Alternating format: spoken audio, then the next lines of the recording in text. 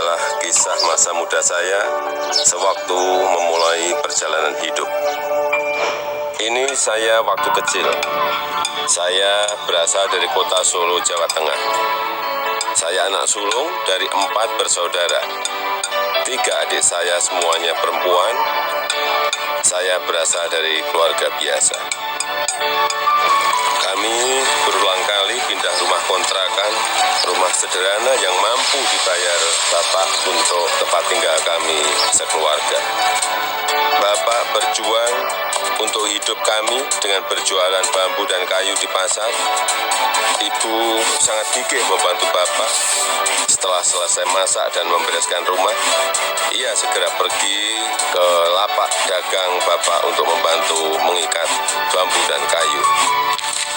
Mereka melakukan itu semua demi anak-anaknya untuk bisa sekolah. Mereka meyakinkan saya bahwa sekolah akan mampu mengubah hidup saya.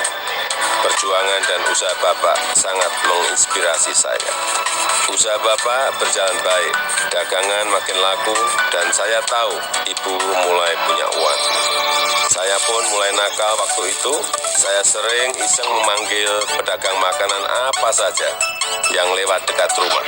Tukang siomay, tukang bakso, tukang jajanan pasar. Ibu pun terpaksa membayar apapun yang saya pesan. Suatu kali saya asal manggil saja, ada tukang lewat di depan rumah. Saya pikir jual kue pasar, ternyata tukang arang.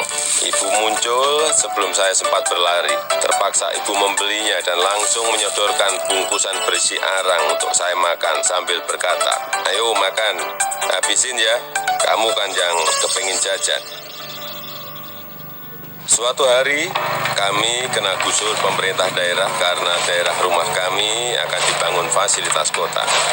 Kami sekeluarga terusir begitu saja tanpa ada perhatian di mana kami akan tinggal. Kejadian ini membuat kami sekeluarga sangat terpukul. Kami terpaksa menumpang di rumah paman. Keadaan yang sulit membuat kami sekeluarga gigih berjuang lebih keras. Bapak menjadi sopir angkutan umum. Setelah sekolah, saya membantu ibu berjualan di pasar meneruskan usaha Bapak. Kami sekeluarga menjalani hidup tanpa mengeluh dan saling mengalirkan energi positif. Bersama-sama kami berjuang untuk tidak lagi menumpang. Kerja keras tidak pernah sia-sia. Bapak bisa membuka bengkel usaha kayu. Setelah beberapa tahun, akhirnya uang bisa terkumpul untuk membeli rumah sederhana. Tahun 1980, akhirnya saya memutuskan untuk kuliah di jurusan Teknologi Kayu, Kehutanan UGM. Saya memilih jurusan tersebut agar saya dapat belajar lebih mendalam tentang perkayuan. Saya ingin mengikuti jejak Bapak, ingin membangun bisnis kayu Bapak menjadi besar.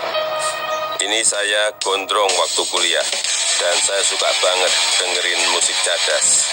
Dari Nazareth, Queen, Metallica, Judas Priest, Guns N' Roses. Saya juga hobi banget naik gunung, Gunung Lawu, Gunung Merapi, Gunung Merbabu, Gunung Kerinci, sudah saya daki. Menginjak masa penulisan skripsi di tingkat akhir kuliah, saya sudah agak kalem. Akan menginjak dunia kerja, saya memutuskan untuk lebih serius. Saya bertemu dengan gadis bernama Iriana. Dia teman adik saya yang sering main ke rumah. Pertama curi-curi pandang, lama-lama jadi jatuh cinta. Iriana orangnya sederhana, dan itu yang saya suka. Pacaran waktu itu berat di ongkos tapi ringan di hati. Saya naik bus penuh sesak, bolak-balik Jogja Solo demi bertemu Iriana.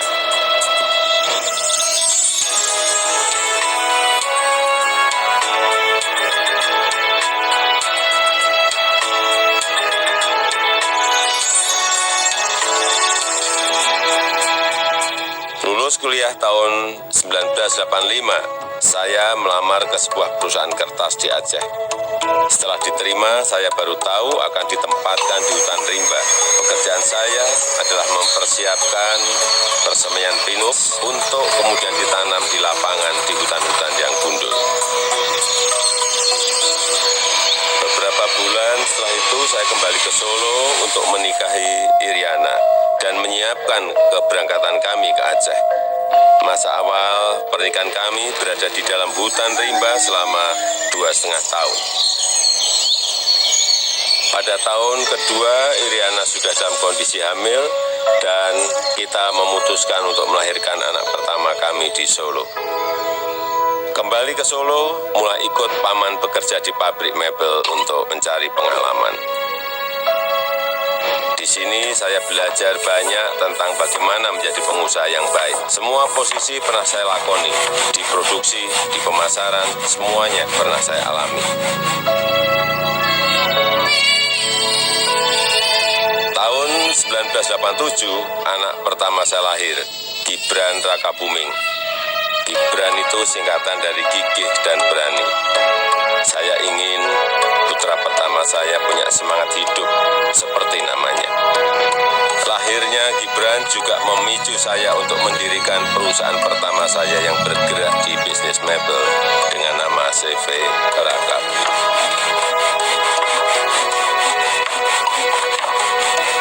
Tapi ternyata menjadi pengusaha bukanlah sesuatu yang mudah. Saya pernah habis ditipu.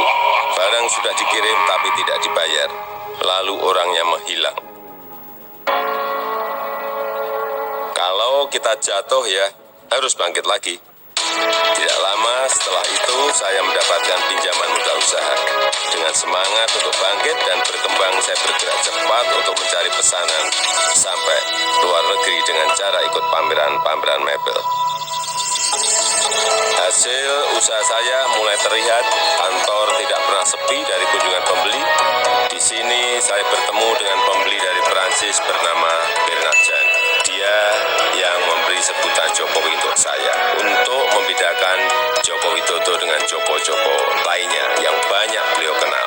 Sejak saat itu, orang-orang lingkungan pengusaha mebel mulai memanggil saya Jokowi. Dua anak saya lahir setelah keadaan ekonomi keluarga membaik. Kahiyang Ayu dan Kaisang Pangarep.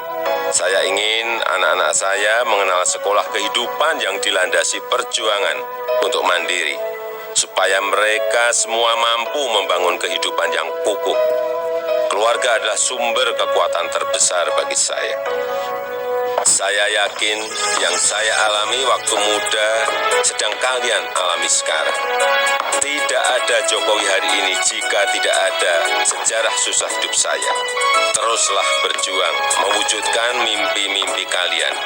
Mari kita terus bangun Indonesia maju.